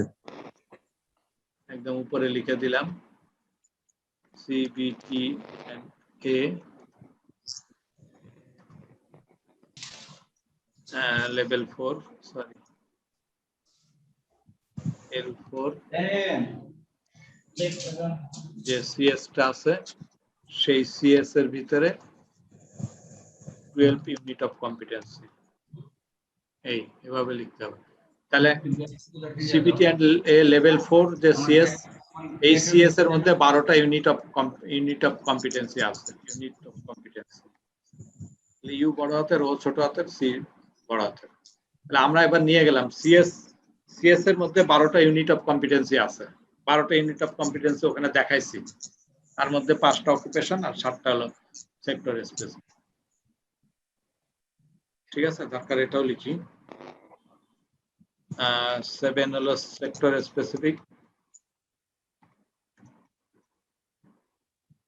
সেক্টর স্পেসিফিক and 5 occupation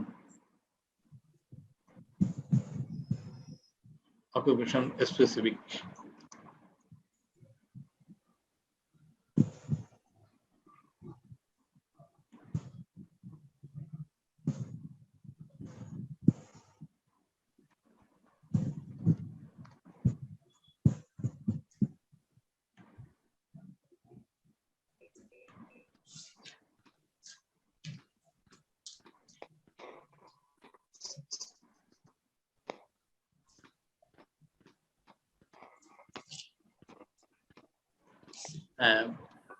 লেখা গেছে, বোঝা গেছে কি?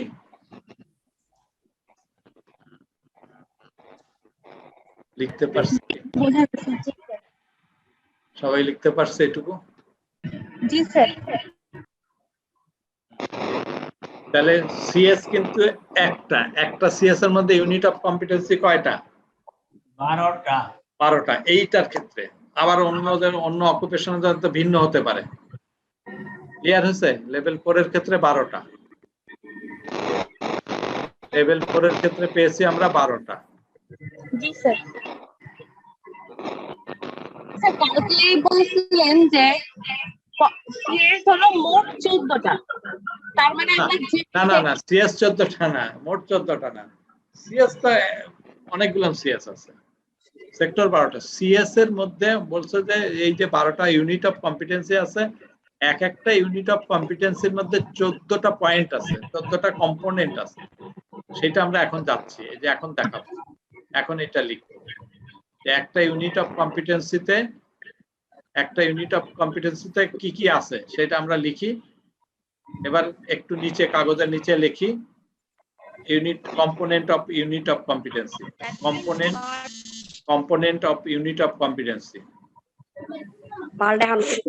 Component of unit of competency লিখেছি কি?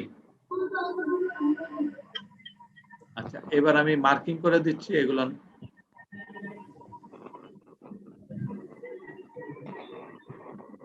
স্যার আজকের অ্যাসাইনমেন্ট কিন্তু এটা ছিল, আমি অলরেডি সাবমিট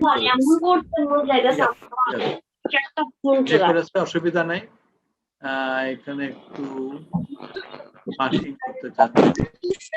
তো লজ্জা করতেছে। এইটা একটু লিখি। এটা কি? ইউনিট অফ কম্পিটেন্সি লেখা যাচ্ছে? Unit title. এটা একটু লাল কালি দিয়ে লিখি। আচ্ছা, এই চারটা একটু লিখে ফেলি। আমরা ওই ইউনিট অফ কম্পিটেন্সির আন্ডারে এই চারটা জিনিস একটু লিখবো।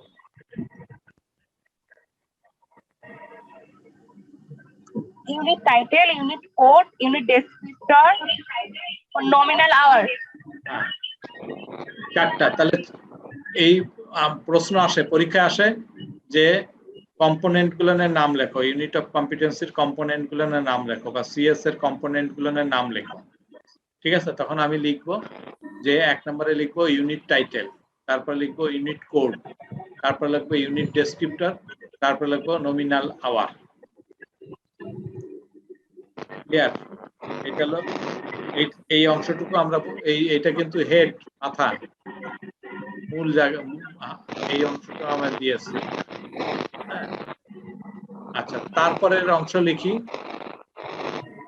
অন্য কালিতে একটু লিখি। এই জায়গাটা একটু অনেক ক্লিয়ার করে বললে স্যার ভালো, মানে নয় যে স্যার কি করছেন। আচ্ছা, চারটা আমি ইউনিট অফ কম্পিটেন্সির মধ্যে কি কি কম্পোনেন্ট আছে, কি কি অংশ আছে, ইউনিট অফ কম্পিটেন্সির মধ্যে যেসব অংশ আছে সেই অংশগুলো ধারাবাহিকভাবে লিখছি। প্রথমে লিখলাম ইউনিট টাইটেল, তারপরে লিখলাম ইউনিট কোড 2 নম্বরে, 3 নম্বরে লিখলাম ইউনিট ডেসক্রিপ্টর, 4 নম্বরে লিখলাম নমিনাল আওয়ার। ঠিক আছে, যেমন ইউনিট টাইটেল কি, এই ইউনিটের এই ইউনিটের ইউনিট টাইটেল হলো work effectively within Bangladesh Tibet sector. এই ইউনিটটার যে কোড, এইখানে কোডটা কি লেখা আছে? টিভিটি, তারপরে লেখা আছে ইএনভি, তারপরে লেখা আছে 401, তারপরে লেখা আছে A1। এটার মানে আছে এই যে টিভিটি, টিভিটি হলো টিবেট সেক্টর। এই যে টিবেট সেক্টর, সেক্টরের নাম, প্রথম 3টা অক্ষর দ্বারা বোঝাচ্ছে সেক্টরের নাম। তারপরে একটা বলছে এনভায়রনমেন্ট, ইএনভি। হ্যাঁ, এই অংশ দ্বারা বোঝাচ্ছে এনভায়রনমেন্ট, এনভায়রনমেন্ট নিয়ে এই ডিসকাশন। তারপরে বলছে 4 মানে লেভেল 4, কোন লেভেলের জন্য? লেভেল 4। তারপরে বলছে 01, ওই লেভেল 4 এর মধ্যে এই ওয়ার্ক ইফেক্টিভলি যে ইউনিটটা, সেটা 1 নাম্বার ইউনিট, এটা 1 নাম্বার ইউনিট। তারপরে বলছে A1 দ্বারা বোঝাচ্ছে ভার্সন, A1 দ্বারা বোঝাচ্ছে ভার্সন। আমি আবারও বলে দিচ্ছি যে ইউনিট কোডটার ব্যাখ্যা, প্রথম 3টা অক্ষর টিভিটি, এই টিভিটি দ্বারা বোঝায় সেক্টর, লিখতে পারি সেক্টর, এখানে ছোট করে লিখতে পারি সেক্টর, টিভিটি সেক্টর। তারপরে বলছে ইএনভি, এনভায়রনমেন্ট, এটাতে বোঝাচ্ছি এনভায়রনমেন্ট, অর্থাৎ এই সেক্টরে এনভায়রনমেন্ট সংক্রান্ত যে বিষয়, যেমন পড়াশোনার যে এনভায়রনমেন্ট, এটা এইখানে যে মানে যে পড়াশোনা করানোর জন্য যে এনভায়রনমেন্ট তৈরি করতে হবে, সেই এনভায়রনমেন্টের বিষয় নিয়ে আলোচনা হচ্ছে, সেই জন্য এটাকে সংক্ষেপে লিখছে যে এনভায়রনমেন্ট, ইএনভি। তারপরে সংখ্যা যেটা লিখছে 4 দ্বারা বোঝাচ্ছে লেভেল, কোন লেভেলের, এটা 4 লেভেল। তারপরে যেটা বোঝাচ্ছে 01 দ্বারা বোঝাচ্ছে যেটা ইউনিট নাম্বার 1। তারপরে বোঝাচ্ছে A1 দ্বারা বোঝাচ্ছে হলো কত ভার্সন, অর্থাৎ এই অলরেডি এখানে প্রথমে একটা ভার্সন ছিল, তারপরে A1 দিয়ে নতুন একটা ভার্সন আসছে। হ্যাঁ, অর্থাৎ দ্বিতীয় যে ভার্সন, সংস্করণ, যে নতুন সংস্করণ হচ্ছে A1। হ্যাঁ, এরপরে হয়তো A2, A3, A4 এরকম ভাবে। কি বললেন? হ্যাঁ, A1 যেটা, A1 এর আগে, A1 এর আগে হলো এই যে 01 ইউনিট কত নাম্বার ইউনিট? 1 number unit. এনভায়রনমেন্টের মধ্যে অনেকগুলো থাকতে পারে। হ্যাঁ, তার মধ্যে 1 নাম্বার, 2 নাম্বার, 3 নাম্বার, 4 নাম্বার, তাহলে এটা হলো 1 নাম্বার। 01 দ্বারা বোঝাচ্ছে 1 নাম্বার, আর 4 দ্বারা বোঝাচ্ছে লেভেল 4 এর ক্ষেত্রে এটা প্রযোজ্য। আমরা অন্য আরেকটার সঙ্গে কম্পেয়ার করব, পরে বুঝতে পারবো। তাহলে আপাতত এখানে এই 4টা জিনিস দেখলাম, unit title, unit code, unit descriptor, nominal hour. Unit ডেসক্রিপ্টরে বলা আছে যে এটা সম্বন্ধে কি শেখানো হবে, সেই সম্বন্ধে বর্ণনা আছে। আর নমিনাল আওয়ারে বলা আছে কত ঘন্টা বসে এটা শিখতে হবে, 40 ঘন্টা। এখন 40 ঘন্টা, আমরা এখানে হয়তো 1 ঘন্টা আলোচনা করে দিলাম, 2 ঘন্টা আলোচনা করে দিলাম, বাসায় যে বাকিটা সময় তাকে স্টাডি করতে হবে, সেই জন্য টোটাল নমিনাল আওয়ার 40 ঘন্টা। এইবার আসি ইম্পর্টেন্ট, এই অংশটা হলো বডি, এই উপরের অংশটাকে বলছি আমরা হেড, মাথা। তাহলে হেডের কয়টা অংশ? 4টা অংশ। মনে রাখার জন্য, মানে বুদ্ধি করে এই কাজটা করা, যে এই ইউনিট অফ কম্পিটেন্সির হেডে আছে 4টা অংশ। বডিতে আমরা বলছি, বডির মধ্যে কি কি আছে দেখি। বডির মধ্যে আমরা দেখবো এখন কি কি আছে। বডির মধ্যে আমরা এই এলিমেন্ট, বডিতে আমরা দেখতে পাচ্ছি, সরি, বডিতে প্রথমে লিখি এলিমেন্টস অফ কম্পিটেন্সি। ঠিক আছে, প্রথমটা লিখি বডির মধ্যে। 5 নাম্বার দিয়ে লিখবো? হ্যাঁ, 5 নম্বর দিয়ে লিখি। 5, 6, 7 এই 3টা হলো বডিতে যাবে। 5, 6, 7। 5-এ লিখবো এলিমেন্ট অফ কম্পিটেন্সি, 6 নম্বরে লিখবো পারফরমেন্স ক্রাইটেরিয়া,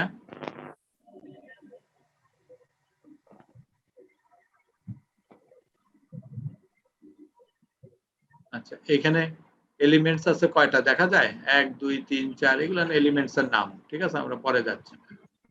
5টা এলিমেন্টস। আর 7 নম্বরে লিখবো রেঞ্জ অফ ভেরিয়েবলস। তাহলে বডির মধ্যে কি কি আছে? বডির মধ্যে স্যার 6 তিনটা। নম্বরটা কি হবে? 7 নম্বরে হবে 6 নম্বর 6 নম্বরে হলো পারফরমেন্স ক্রাইটেরিয়া। এই যে পিসি, সংক্ষেপে বলে পিসি অথবা পারফরমেন্স ক্রাইটেরিয়া।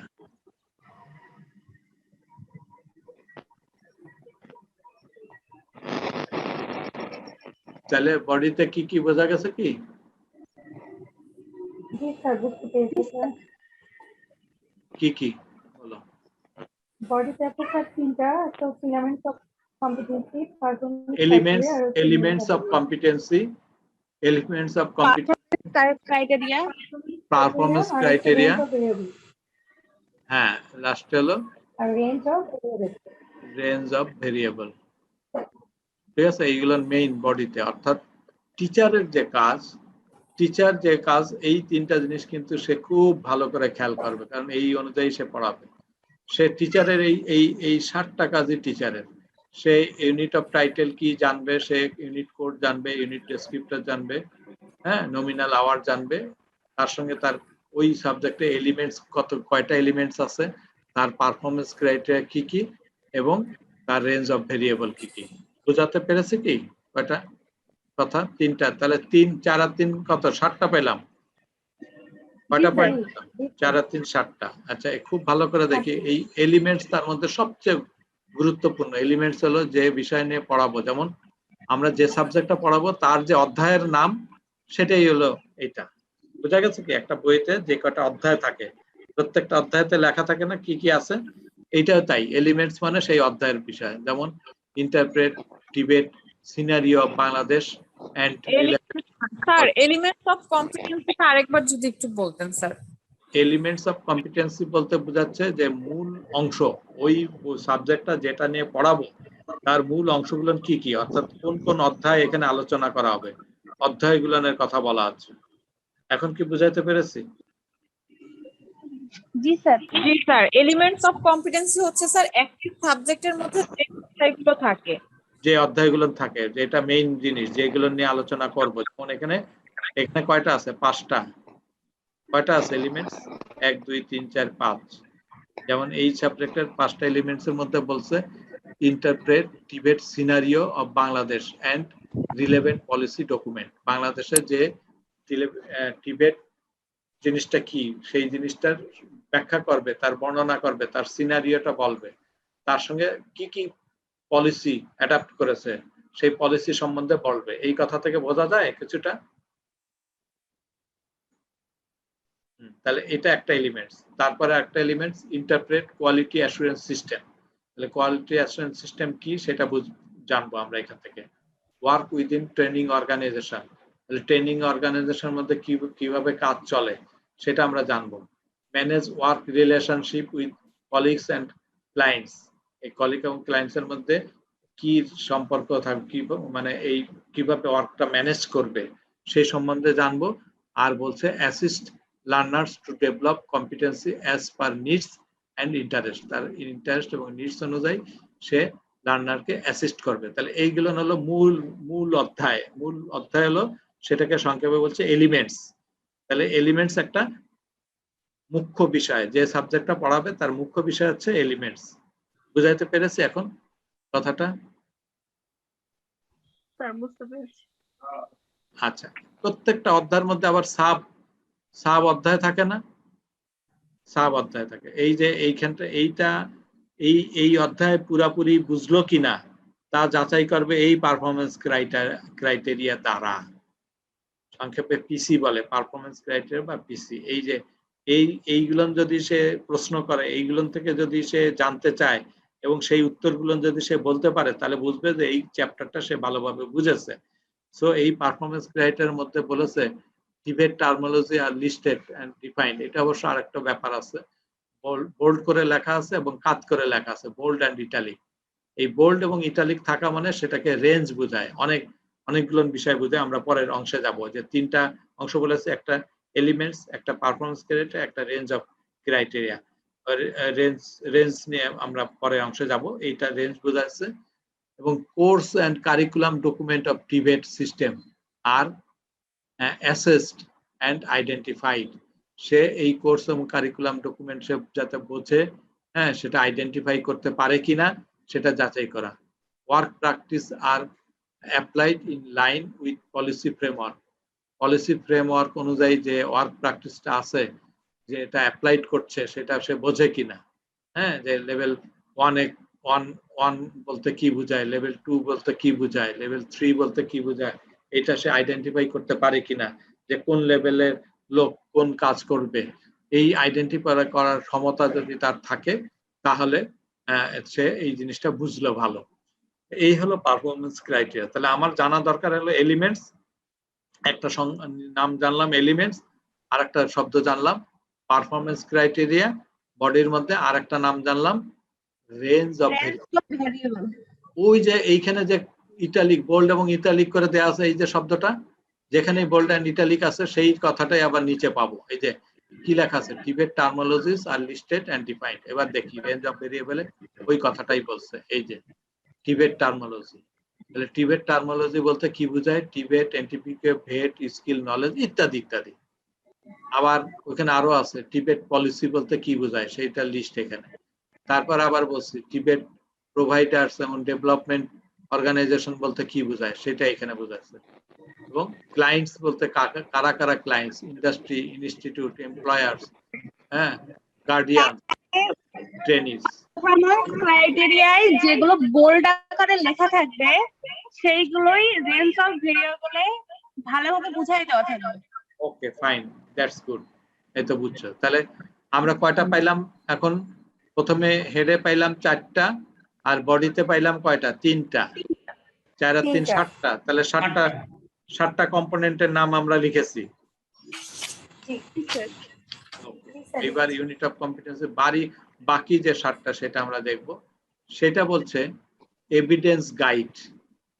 এই এভিডেন্স গাইডের মধ্যে বাকি 7টা বিষয় আছে, আমরা দেখি কি সেই 7টা।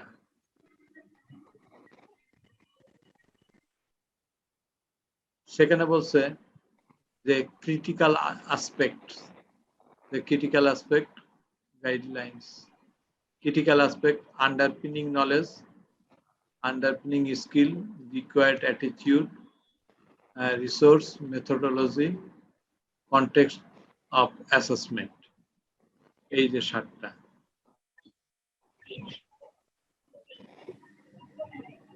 এভিডেন্স গাইড নিয়ে এখানে যে কথাগুলো বলা হচ্ছে, অর্থাৎ একজন মানুষকে কিভাবে সে অ্যাসেস করবে, সেই অ্যাসেস করতে গেলে তার মধ্যে কি কি ক্রিটিক্যাল অ্যাসপেক্ট থাকবে, আন্ডারপিনিং নলেজ কি থাকতে হবে, তার আন্ডারপিনিং স্কিল কি থাকবে, রিকোয়ার্ড অ্যাটিটিউড। আচ্ছা দেখি আরেকটু দেখি তো।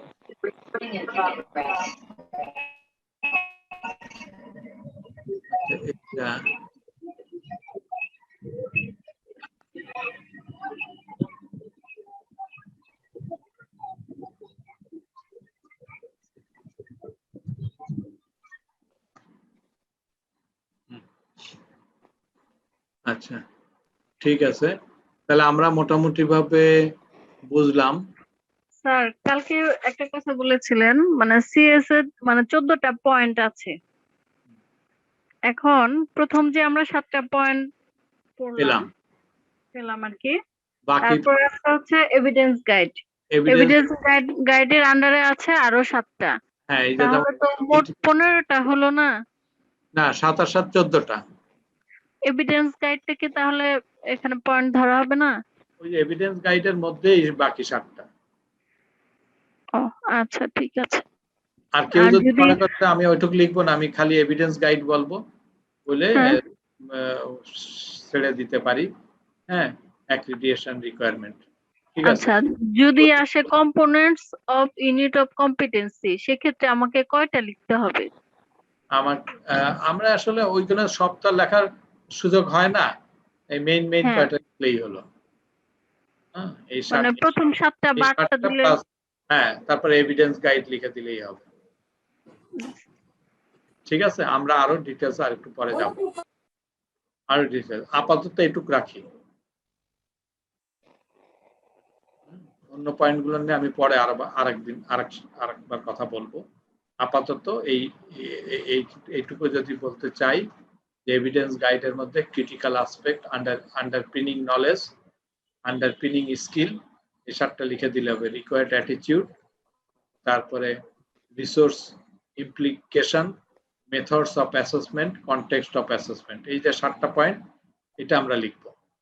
তাহলে ওই 7টা আর এই 7টা 14টা বোঝা গেছে?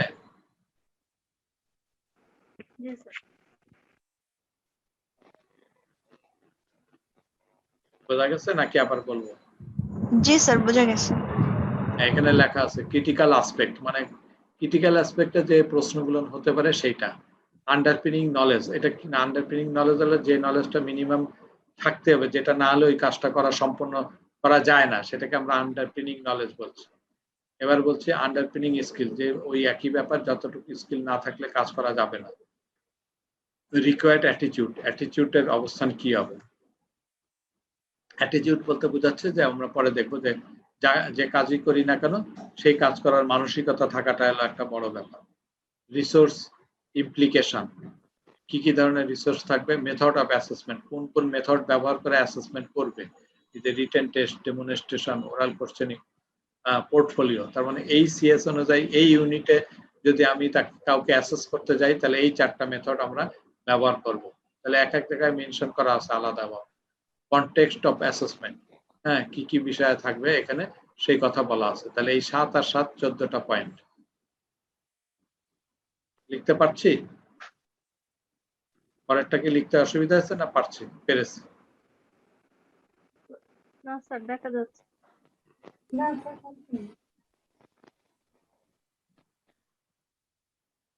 তাহলে আমি কি বেরোয় যাবো এখন নাকি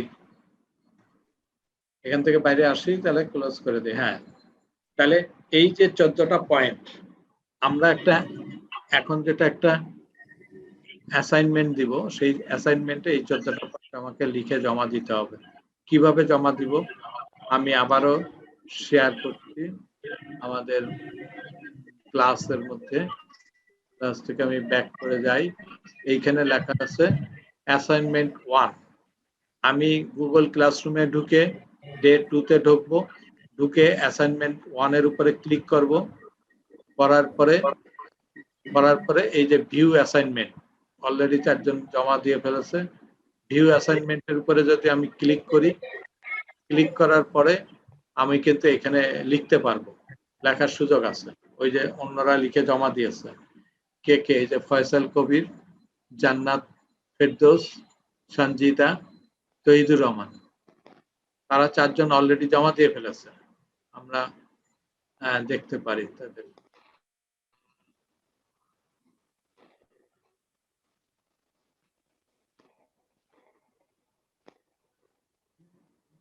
এই যে কম্পোনেন্ট গুলোর নাম লিখে জমা দিয়েছে, অবশ্য 9টা দিয়েছে, অসুবিধা নেই। এই ইউনিট অফ কিছু লিখি নাই, বাট কিভাবে সাবমিট হলো আমি তো বুঝতে পারতেছি না। হ্যাঁ, এই যে লেখা আছে, এই লেখা কি লিখছে? জান্নাত ফেরদৌস বলছিলাম স্যার, আমি লিখি নাই স্যার, বাট আমারটা সাবমিট হয়েছে কিভাবে বুঝতে পারছি। আচ্ছা, আমি দেখে দেই। এই যে ফয়সাল কবির কি লিখতে পেরেছো?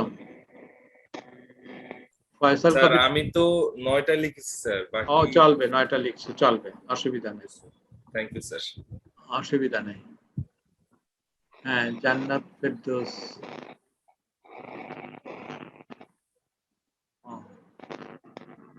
জান্নাত ফেরদৌস কিভাবে লিখেছে সে বুঝতে পারেনি। ওইটা ওপেন করলেই অটোমেটিক্যালি সাবমিট। না, তুমি তো লেখা জমা দাও নাই, লিখে জমা দাও নাই। স্যার আমি তহিদুর রহমান বলছি স্যার, আমারও আর কি সাবমিট হয়ে গেছে, বাট আমি কিছু লেখে নাই এখানে। আচ্ছা, লিখতে পারো নাই না? আচ্ছা, অসুবিধা নাই, একটা কাজ করি, আমি এখানে দেখাই দিই।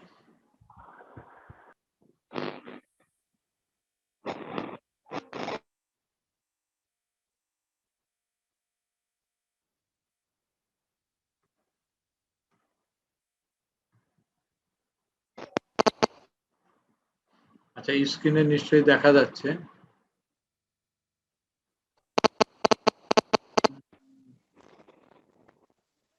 এই যে গুগল ক্লাসরুমে গেলে তার স্ক্রিনটা এরকমই দেখা যাবে। আমি যেটা দেখাচ্ছি, এই যে স্ট্রিম ক্লাস ওয়ার্ক, এই ক্লাস ওয়ার্কের উপরে যদি আমি ক্লিক করি, আমি অ্যাসাইনমেন্টের উপরে ক্লিক করছি, দেখা যাচ্ছে কি?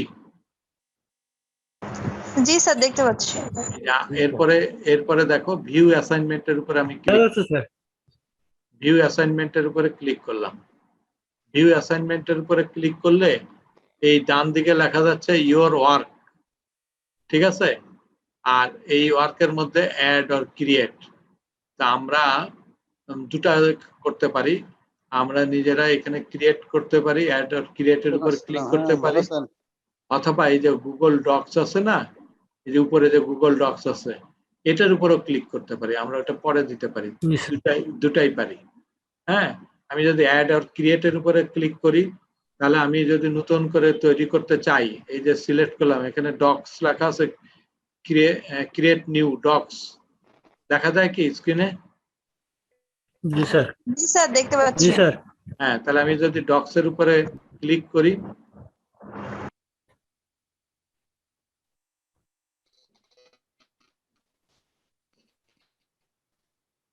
ডকস এর উপরে ক্লিক করলে এই যে ডকস এখানে কিন্তু ওপেন হয়ে গেল, গুগল ডকস আর কি বলে এটাকে। এই গুগল ডকস এর উপরে এখানে উপরে দেখা যায় নাম লেখা আসছে একদম উপরে, অথবা ফাইলে যে রিনেম করতে পারি, দেখা যাচ্ছে ফাইলে যে রিনেম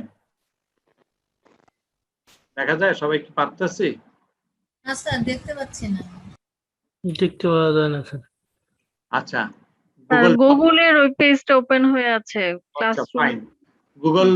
গুগল যদি ওপেন হয়ে থাকে, একদম উপরে মেনু বার আছে না, ফাইল লেখা আছে। স্যার আপনার স্ক্রিনের কথা বলছি, গুগলের এটা ওপেন হয়ে আছে। না, তোমাদের ওখানে তোমরা যে গেছো কিনা? হ্যাঁ হ্যাঁ, লিখছি স্যার। তোমার ওখানে ফাইল লেখা আছে? আচ্ছা, আর যদি না, মানে ওইখানে কি মেনু আছে, মেনু, ফাইল, এডিট এসব লেখা আসে গুগল ডক ওপেন করলে? জি স্যার, আসছে। আচ্ছা, আসে নাই কারো? এরকম কেউ আছে নাকি? আচ্ছা, যদি আসে তাহলে ওখানে ফাইল লেখা আছে না, উপরে মেনু বার ফাইল আছে, ফাইলের উপরে ক্লিক করলে, ফাইলের উপর ক্লিক করার পরে এই যে এখানে রিনেম লেখা আছে, একটা পুল ডাউন মেনু আছে, রিনেমের উপর ক্লিক করলে ওই যে উপরে কিন্তু সিলেক্ট হয়ে গেল। আমার আসে নাই, পাচ্ছি না, আসে নাই। গুগল ডক আসে নাই? কোনটা আসে নাই? স্যার রিনেমের জায়গায় তো নাম এমনিতেই লেখা আছে, অ্যাসাইনমেন্ট 1 দেওয়া আছে। আচ্ছা, রিনিউ আছে, কিন্তু কেউ একটু চেষ্টা করে একটু নামটা একটু চেঞ্জ করে দিই, পরে জানি আমি বুঝতে পারি। কি নাম লিখবো স্যার? তোমার নাম কি, তার আগে কি তোমার নাম লেখা আছে? জি জি। তোমার ওই নামটা একটু ছোট করে দাও, ছোট করে অ্যাসাইনমেন্ট অন থাকুক, মানে জাস্ট একটু চেঞ্জ করি, যাতে চেঞ্জ করলে বুঝতে পারি যে এটা চেঞ্জ হয়েছে। হ্যাঁ জি স্যার। করার পর কি শেয়ার করতে হবে স্যার? না, করার পরে হলো আবার এই স্ক্রিনে চলে আসতে হবে, এই মূল জায়গায় যেখানে এখানে লিখতে হবে, ওই যে ভিতরে যদি কার্সার ব্লিঙ্কিং করে ওইখানে আমি লিখবো, এই যে ওখানে লেখা আছে already components of competency standard. হ্যাঁ, তাহলে ওখানে ওইটার নিচে পরের লাইনে লিখি 1 নম্বরে দিয়ে, যেমন ইউনিট টাইটেল, ওই যে লেখা আছে, আমরা টাইপ লিখেছি না, ইউনিট টাইটেল, এই সব কটা কথা লিখবো, ঠিক আছে? Unit name. স্যার শামিমা বলছিলাম, আমি শেয়ার করলাম কিন্তু শেয়ার হলো কিনা ঠিক বুঝতে পারছি না। শেয়ারের প্রশ্ন তো আসতেছে না, শেয়ার তো করার দরকার নেই বলছি। না মানে যে এটা লিখলাম, যে আপনার কম্পোনেন্টস গুলো লিখেছি, সবগুলো এখানে টাইপ হয়েছে, যদি টাইপ হয়ে থাকে করা লাগবে না, শেয়ার করা লাগবে না, ক্রস করে বেরিয়ে আসলেই হবে। আরেকটা হলো, নিজে যদি ডাউনলোড করতে চাই সেটা নিজের নামে ডাউনলোড করে রাখতে পারি ফাইলে যে। মানে আমারটা যে শেয়ার হলো, এটা কি আমি না, শেয়ার করার দরকার নেই, শেয়ার করার দরকার নেই। আমি আগে এখানে লিখবো, লেখার পরে আমি সিম্পলি বেরিয়ে গেলেও চলবে, কেন তো আমি নাম চেঞ্জ করেছি। আর একটা পারি যে এই যে ফাইলে যে আবার এই যে ডাউনলোড অপশনে যে মাইক্রোসফট ওয়ার্ড হিসাবে আমি ডাউনলোড করে আমার কম্পিউটারে রাখতে পারি। বুঝাইতে পারছি? দুই রকম পারি। আচ্ছা, আমি এখানে যা কিছু লিখলাম, এই যে ইউনিট ডেসক্রিপ্টর, হ্যাঁ, সবাই এই সব কটা পয়েন্ট লিখবো। 9টা পয়েন্ট স্যার, টোটাল তো 7টা লিখবো, 9টা লিখবো। স্যার আপনার গুগল স্ক্রিনটা এখানে শো করতেছে। হ্যাঁ, ওইখানে কারেকশন করে দাও, গুগল স্ক্রিন শো করলে দিয়ে তারপরে যা আমরা তো 7টা পয়েন্ট লিখবো, 7 আর 7 14টা পয়েন্ট লিখবো। স্যার 7টা, তাহলে আর 7টা 8টা কি, ওই যে পরে যে 7টা পয়েন্ট লেখা আছে, element of competence, performance criteria, range of variable, তারপরে এগুলি স্যার এলিমেন্ট অফ ভেরিয়েবলের পরে ওই যে আরো সব 7টা পয়েন্ট লেখা আছে না, এভিডেন্স গাইডের মধ্যে। স্যার আমি লিংকে ঢুকে ওপেন করলাম, বাট আমি তো আসলে পাচ্ছি না স্যার অ্যাসাইনমেন্টটা। আমি অবশ্য মোবাইলে বসছি স্যার। মোবাইলে তো একটু সমস্যা হবে, মোবাইলে পাচ্ছি না। ওই যে ওখানে অ্যাড অর ক্রিয়েট লেখা আছে, অ্যাড অর ক্রিয়েট এর উপরে ক্লিক করতে হবে। হ্যাঁ, ওখানেই করেছিলাম। এখানে ক্লিয়ার করলে ওখানে ডকস লেখা আছে, ডকের উপর ক্লিক করে পয়েন্ট দিতে হবে।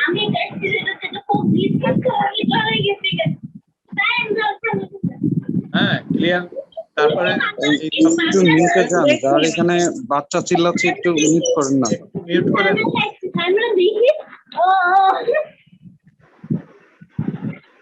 ঠিক আছে, এইখানে টাইপ করে সিম্পলি ক্রস করে দিলেই হবে, আর কিছু লিখতে হবে না। এই টাইপ করে ক্রস করে দিলাম, দেন আমি আবার অ্যাসাইনমেন্টে ঢুকবো, ঢুকে এইবারে দেখা যাচ্ছে ওই নামটা যেটা চেঞ্জ করে দিছি সেই নামটা ওই স্ক্রিনে আছে না, এখন টার্ন ইন করে দিলেই হবে। স্যার ডকে ঢুকে তারপরে কি টার্ন ইন দিব? টার্ন ইনের আগে কি ওই ফাইলটা চেঞ্জ করা হয়েছে? তিনটা ফাইল আমার ওপেন হয়ে আছে, আমি বারবার ট্রাই করাতে। আচ্ছা, তাহলে তিনটা ফাইল, ওই কোন ফাইলের মধ্যে কি ওই টাইপ করে চেঞ্জ করেছিলাম, লেখাগুলো লিখেছিলাম ওই যে ইউনিট টাইটেল? হ্যাঁ না স্যার, আসছে আমার নাম এবং আসছে অ্যাসাইনমেন্ট 1, এরকমই তিনটা আসছে।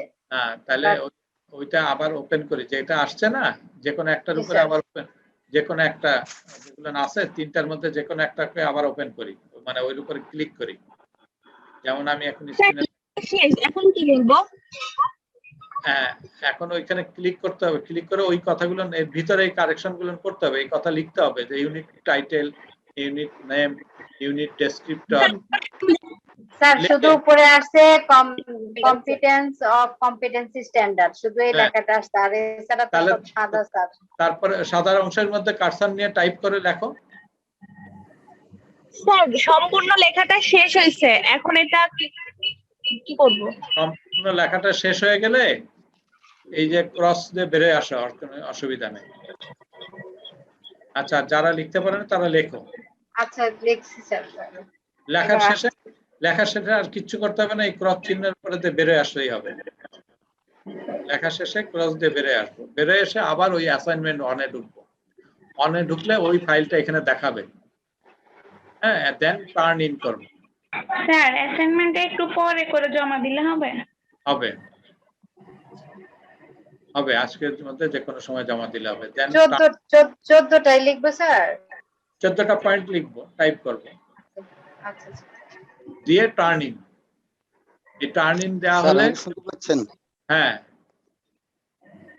শুনতে পাচ্ছি। দুইবার টার্ন ইন কথাটা, একবার টার্ন ইন এর উপর করলে আরেকটা উইন্ডো আসবে, সেখানে আবার টার্ন ইন লেখা আসবে, দেন আবার আমি টার্ন ইন করব।